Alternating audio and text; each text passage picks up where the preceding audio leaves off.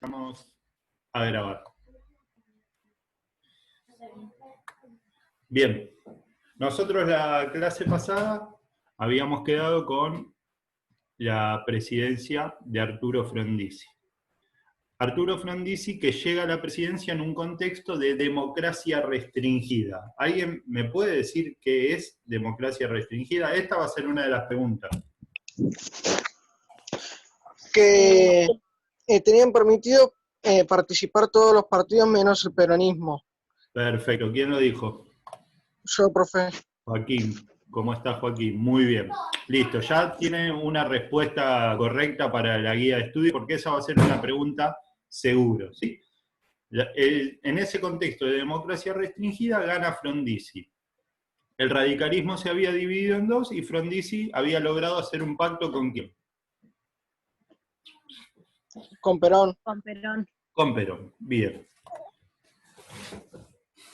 Lo que propone Frondizi como modelo económico es el desarrollismo. Esto fue lo que vimos en la clase pasada. Esto es lo que vimos en la clase pasada. El desarrollismo es una teoría económica que conjuga dos cosas. Por un lado, dice, necesitamos inversiones extranjeras que permitan, creo que Nazarena había dicho en la clase pasada, una modernización tecnológica, y de esa manera llegaremos al desarrollo económico. ¿Sí? Un desarrollo económico, y esto lo agrego yo, basado en la industria, y para desarrollar esa industria necesitamos inversiones extranjeras. ¿Se entiende? Acá tenemos otra pregunta de lo que será la guía de estudio que tiene que ver con el desarrollismo. El desarrollismo es una teoría económica que se basa en la llegada de inversiones extranjeras con el objetivo de modernización, llevar adelante un proceso de modernización de la tecnología para lograr un desarrollo económico industrial. ¿Se entiende? Sí. Sí. Bien, pero yo quiero dejar en claro algo. El desarrollismo, para que funcione, tienen que llegar las inversiones extranjeras. Si las inversiones extranjeras no llegan, la cosa se empieza a complicar. ¿Qué tenía que desarrollar, profe? ¿Quién me preguntó? Canela. Cane, lo que tenía que desarrollar, o sea, son inversiones extranjeras que van a permitir una modernización tecnológica, y las inversiones extranjeras más la modernización tecnológica llevaría a un desarrollo económico industrial, es decir, a un desarrollo de la industria. ¿Sí? Sí. Bien. Para llevar adelante esta política, lo que se necesita es energía, ¿sí? Chicos, chicas, si yo quiero poner en marcha un país industrial, si yo quiero poner en marcha la industria, lo primero que tengo que tener es energía para poder prender y mover las máquinas. ¿Sí? Si no tengo energía, no hay proceso de industrialización que funcione. Vamos a poner un ejemplo medio brutal. Si yo tengo el país lleno de industrias, pero no tengo luz, esa industria no arranca nunca. Si yo tengo el país lleno de industrias que se mueven a través del uso de nafta y no tengo nafta, esa industria no arranca nunca. ¿Me explico? Sí. Bien, entonces, para llevar adelante ese desarrollo económico, ese desarrollo industrial, tenemos un ejemplo claro que fue la política petrolera de Frondizi, que firmó contratos con empresas extranjeras, ¿sí? Recuerden esto, ¿no? Acá tenemos inversiones extranjeras. ¿Cuáles son las empresas que vienen a invertir? ESSO y Shell. Firman contrato entre 25 y 40 años. El segundo punto del desarrollismo, modernización tecnológica, es decir, traer maquinaria. Si la ESSO o la Shell traían maquinaria, por esas maquinarias que van a entrar al país, no van a pagar impuestos. ¿Se entiende? Esto es una forma de favorecer el desarrollo tecnológico. vos vas a traer máquinas de afuera. Bueno, esas máquinas que vos traes, no vas a pagar impuestos por entrarlas al país. ¿Se entiende? Sí. Sí, Bien. Y en ese contrato se estipulaba que se va a vender toda la producción, toda la explotación del petróleo, todo el refinado del petróleo, se va a vender a YPF, que en ese momento era nacional, ¿sí? Era del Estado. Y acá empezamos con el problema, porque se le iba a vender a YPF a un precio mayor que el de la importación, ¿sí? Es decir, YPF podría comprar petróleo afuera más barato. ¿Se entiende? Ahora, ¿cuál sería la explicación de por qué tener algo propio que te sale más caro? Bueno, Frondizi lo que planteaba, de esta manera nosotros vamos a dejar el país equipado con maquinarias, ¿sí? Que una vez que se venzan los contratos quedarán para el Estado. Y a partir de ese momento comenzará el verdadero negocio. ¿Se entiende? sí. Lo cierto con el gobierno de Frondizi es que en 1 año y medio logró el autoabastecimiento energético, es decir, nuestro país brindaba energía a toda la capacidad industrial que tenía nuestro país. Dicho en criollo, no necesitábamos comprar energía de afuera. Toda la energía que se usaba en nuestro país se fabricaba en nuestro país. ¿Sí? Esto es un dato positivo en el aspecto económico. ¿Estamos? ¿Lo Sí. puede volver a repetir, profe? Sí, el final, Fio. Sí, por favor. En 1 año y medio de gobierno de Frondizi, ¿sí? Nuestro país logró el autoabastecimiento energético. ¿Esto qué quiere decir? Que todo el petróleo que se consumía en nuestro país se fabricaba en nuestro país. No comprábamos energía, no comprábamos petróleo de afuera. ¿Se entiende? Sí, sí. Bien, insisto con esto, si nosotros queremos ser un país industrial y desarrollado, lo que tenemos que lograr es depender lo menos posible de otro país, de productos que lleguen de otro país. A ver, por ejemplo, yo puedo tener fábrica de zapatilla que le venda zapatilla a todo el mundo, ¿sí? Pero si para hacer esa zapatilla yo tengo que comprar una máquina que se fabrica, no sé, en Estados Unidos y yo no la puedo fabricar, el día que Estados Unidos me deja de vender esa máquina, yo empiezo a revolear zapatilla a los cables de luz porque no se la puedo vender a nadie porque no tengo la máquina para hacerla, ¿se entiende? Sí. Sí.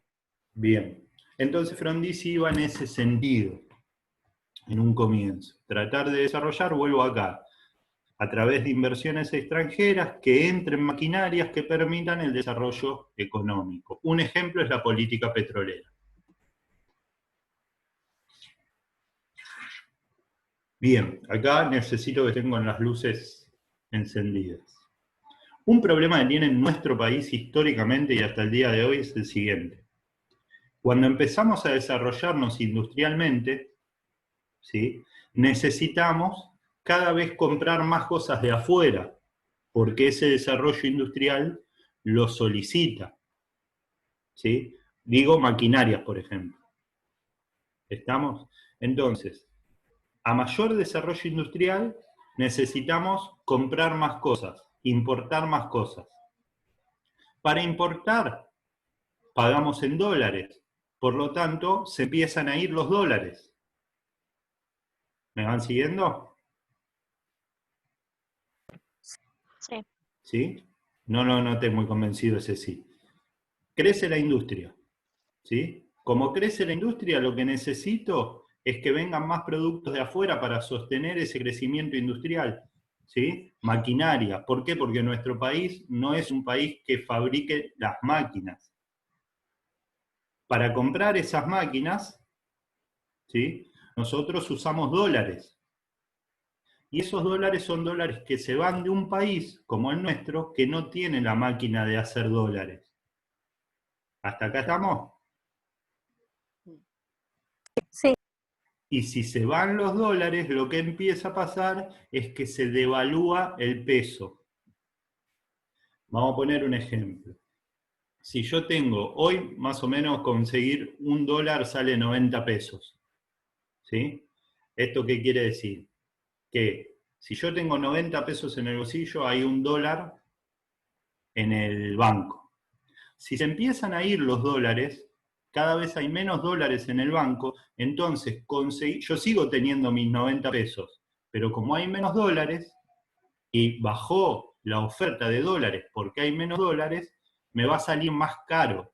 Siempre creo que sirve esto, entender al dólar como un producto cualquiera que funciona por oferta y demanda. Si hay menos dólares, conseguirlo sale más caro. ¿Se entiende? Sí. ¿Seguro, seguro? Estos son los problemas de estar por Zoom, ¿no? Porque yo en la clase me doy cuenta por las caras si no entienden nada, o más o menos. $2 cuesta conseguirlo, ¿no, profe? ¿Cómo? Si hay más dólares, cuesta conseguirlo. Si hay menos, como cualquier producto. ¿Qué pasó con el alcohol en gel? Aumentó la demanda, ¿sí?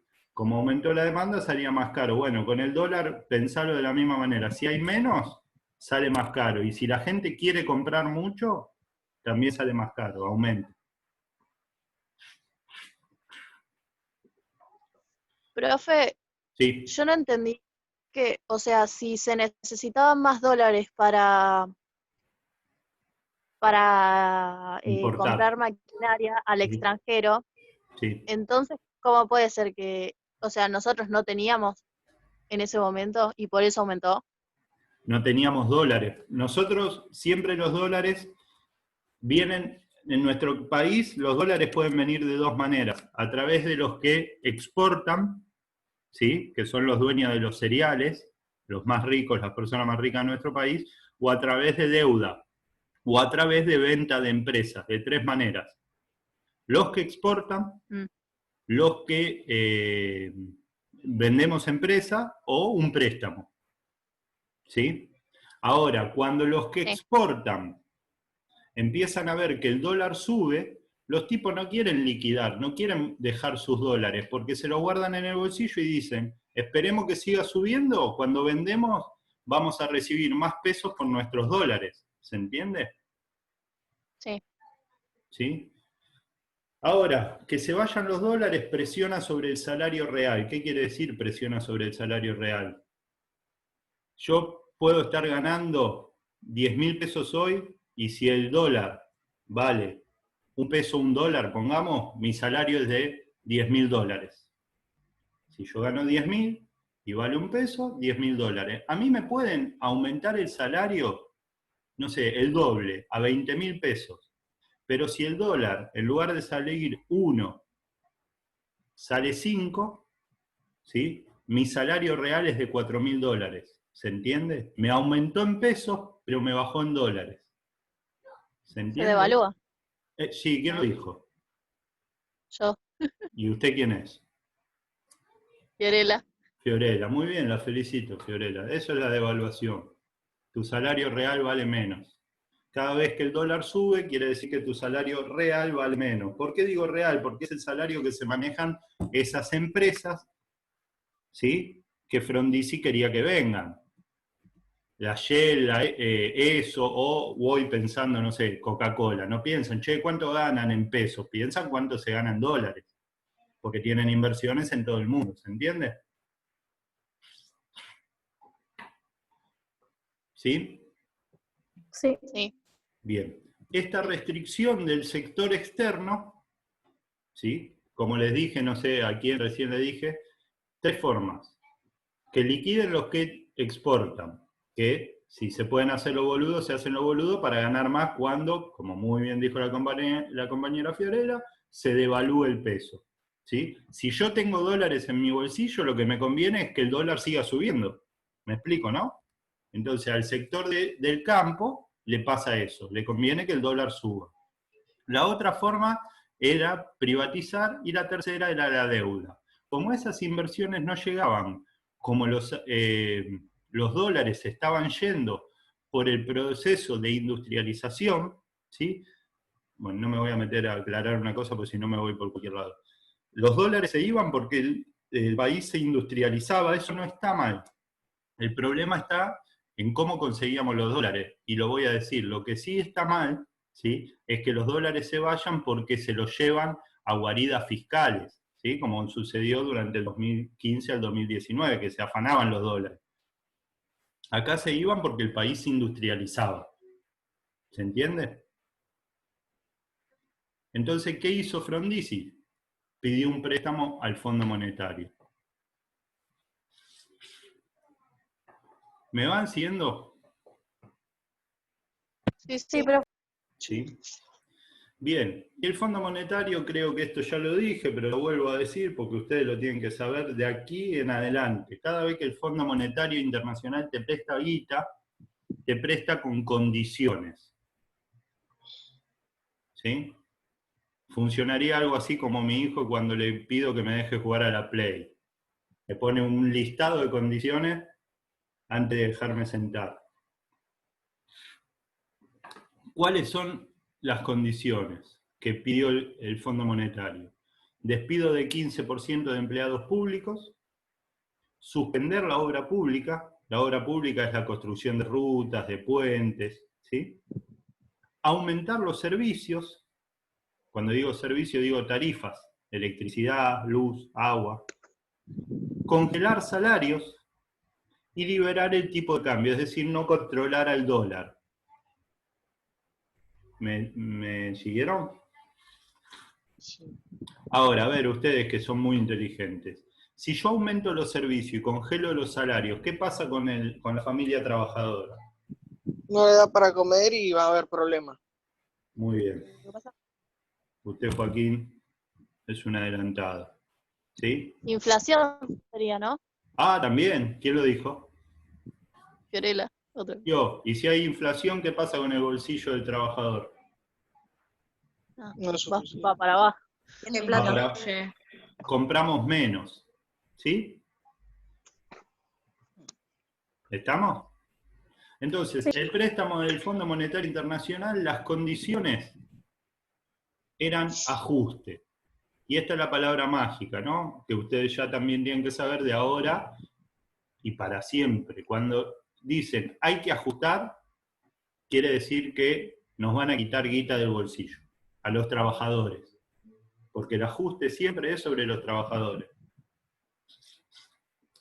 Y si yo ajusto, ¿sí?, como dijo Joaquín, ese trabajador tiene menos poder de compra. ¿Estamos? A ver, vamos a poner un ejemplo. Si a mí me congelan el salario y me aumentan la luz, ¿sí?, esa plata que yo antes destinaba, no sé, a comprarme media docena de empanadas, ahora la tengo que destinar a pagar la luz. ¿Estamos? ¿Y qué pasa? Ese que me vendía media docena de empanadas, vende media docena de empanadas menos. Y si hay un montón de gente que le deja de comprar media docena de empanadas, ese chabón tiene que cerrar. ¿Se entiende? sí, sí, Cuando se empieza a destruir el mercado interno, comienza el conflicto, que también lo dijo Joaquín, va a haber lío. Las huelgas. ¿Qué hace Frondizi? Presionado por los militares, porque recordemos que hasta el 58 gobernaron los militares, del 55 al 58, lanza el Plan Conintes, que en realidad son siglas.